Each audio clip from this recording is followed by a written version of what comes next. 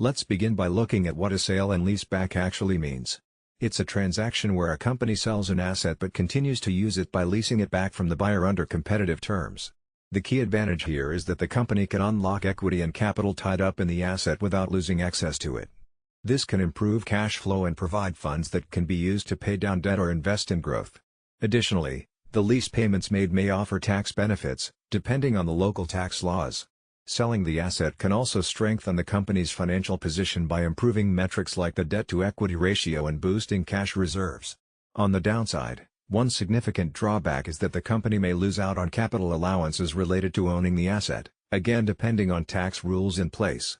Overall, these decisions require careful financial evaluation to weigh the benefits of increased liquidity and improved financial ratios against the potential loss of tax advantages tied to ownership. When deciding whether to proceed with a sale and leaseback transaction, it's important to use discounted cash flow techniques to assess the financial impact.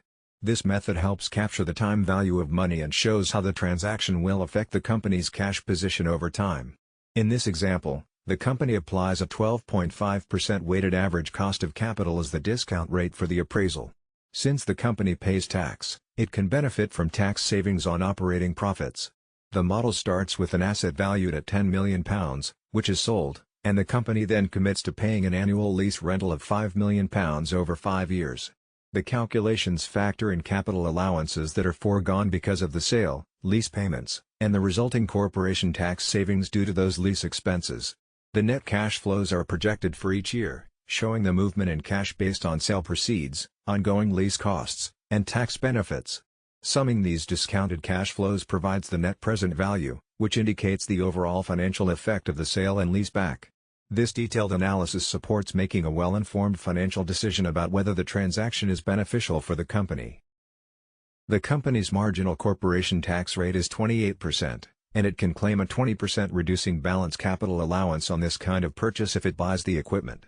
The lease offer is for 5 years with an annual rent of £5 million. Using these assumptions, we calculate the incremental net present value, or NPV.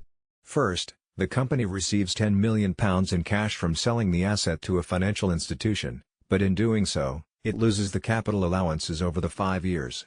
Meanwhile, it pays the lease rentals, but saves corporation tax on these payments. Overall, this results in a negative NPV of £9 million.